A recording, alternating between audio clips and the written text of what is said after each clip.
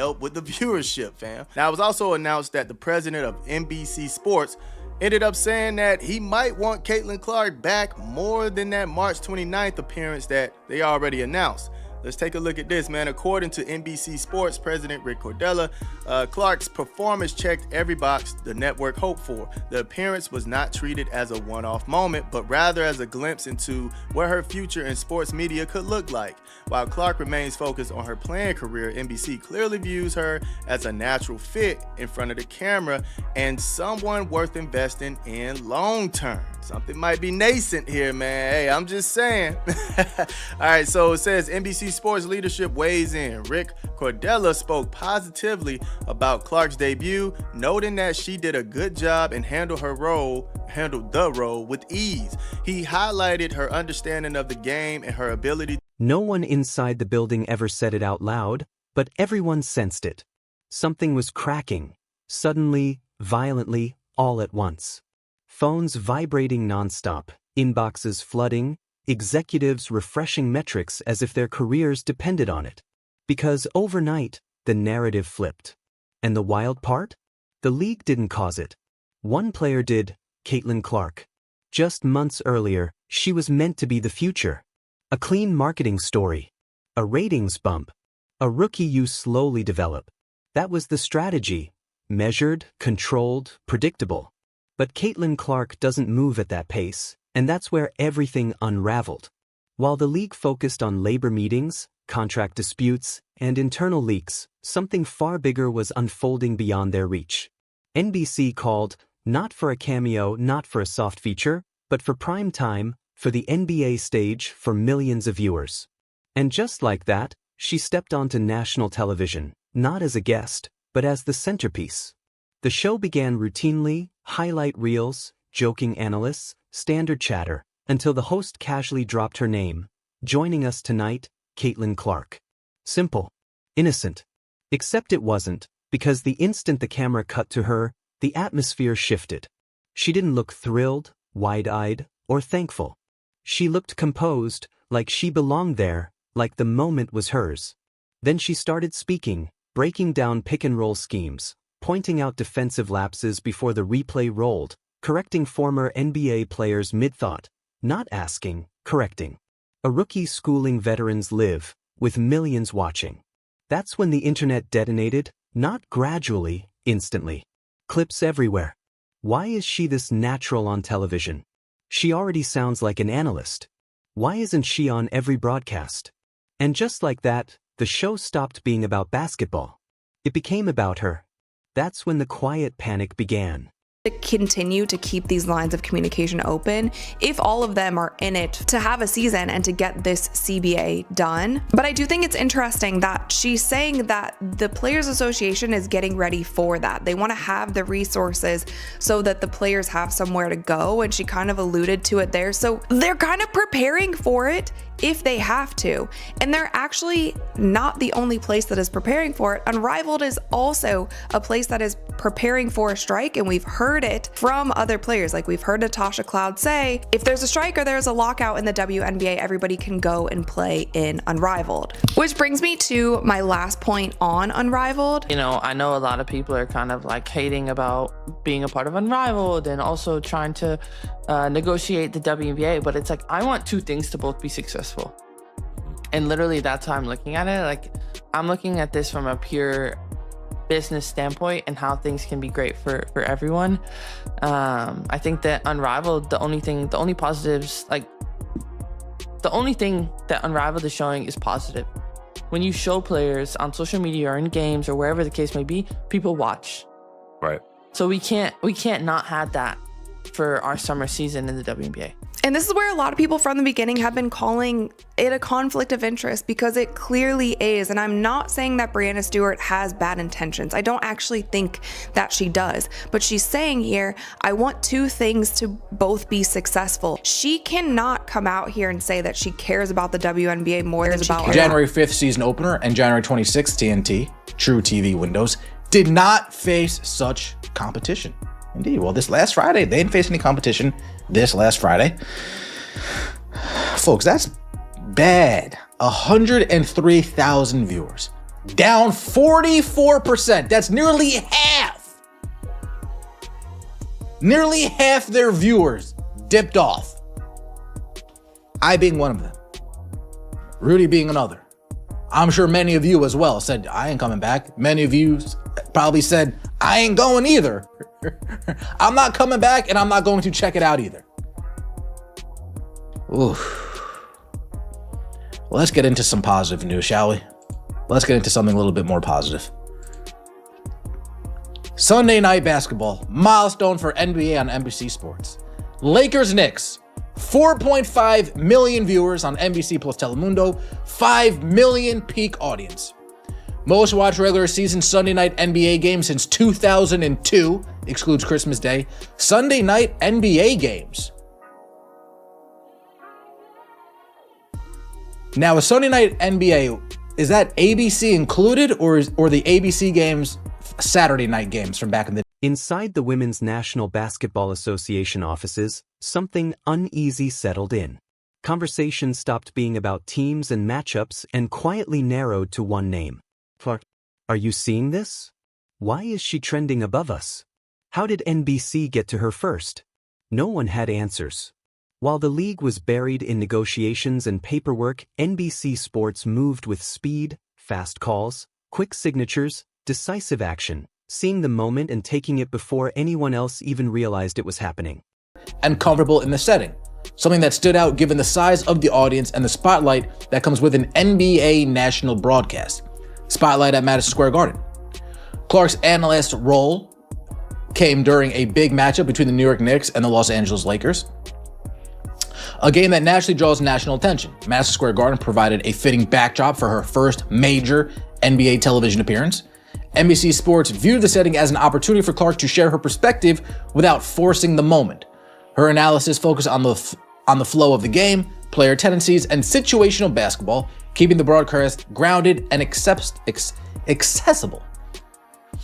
More Clark already on the schedule.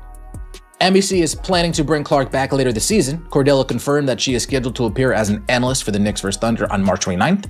He also added that he hopes to see more of Clark moving forward, signaling that the door is open for additional appearances.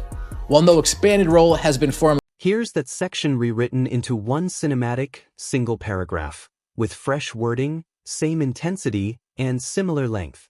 She took over the spotlight overnight. Then the data arrived, and that's when it really stung. Segments featuring Clark surged, clips with her face racked up millions of views, and every time she spoke, engagement skyrocketed. At the same time, league content stayed flat, quiet, routine, unchanged. That contrast hit hard because it revealed a harsh truth. Fans weren't following the league, they were following her. And once fans attach themselves to a player instead of a brand, the brand starts losing its grip. That's when emergency meetings were called. Doors shut. Phones turned face down. At the head of the table sat the commissioner, watching screens filled with numbers. Clark everywhere except under league control. Someone finally said it softly, "What if she doesn't need us anymore?" The room froze, because that thought is every commissioner's worst fear. If a player doesn't need the league loses leverage, authority, power. And that's exactly what this felt like. Not growth, but control slipping away. And it didn't stop there. While Clark was dominating NBC, another initiative was quietly falling flat. Unrivaled, big vision, heavy promotion, massive expectations, but the crowds were thin, shockingly thin, reports suggesting barely 20,000 viewers, sometimes fewer. Meanwhile, Clark's NBC appearance pulled in millions. Not thousands. Millions. The comparison was humiliating, one side chasing attention, the other attracting it effortlessly, without pushing, without forcing. That's when jealousy started to creep in. Fans could get, and yeah, I mean, I guess I'm here for it. I'm here for it if that's all we're gonna get, but I definitely hope that they end up figuring out this whole CBA thing, man. Now, I did see this yesterday, but I didn't too much care to talk about it, man. It's the same old status quo with the CBA proposal, but somehow it was leaked by Ramona Shelburne. I don't think it was leaked by her. I think ESPN leaked it. She just put it on her Twitter, but it's funny that it says confidential and everybody has it now. But anyway, they was just saying some of the things that the proposal is given, right? Substantially increase player salaries to reflect recent and future business growth, promote business health and profitability, maintain incentives for team and league investment, right? So yeah, basically just saying these are the things we're going to be giving them, and this is what they're denying. Now, this could be a play to, once again, win over the public. I don't know. But it is interesting to see that they have the Supermax salary, their projections here. $250 is what was going on last year. Of course, we heard that it could get up to $1.2 million when they do sign the max. And then they were saying in the next 5 years, it could get up to 1.8 million. Now, they also dropped a higher revenue scenario, which... Because some players felt it too. Picture grinding for years, then watching a single rookie absorb the entire spotlight in one night. It doesn't feel motivating, it feels personal. Even established stars like Paige Buchers started getting dragged into unfair, brutal comparisons. Why is Clark bigger? Why did NBC call her first? Why is everyone talking about her? That's how pressure builds, not from hatred, but from comparison. And comparison tears locker rooms apart. Then something worse surfaced. Internal documents leaked, CBA discussions, financial worries, behind-the-scenes friction, at the worst possible moment. Now the narrative wasn't just Clark rising, it was the league looking unstable. Contracts in question. Viewership uncertain. Projects stumbling.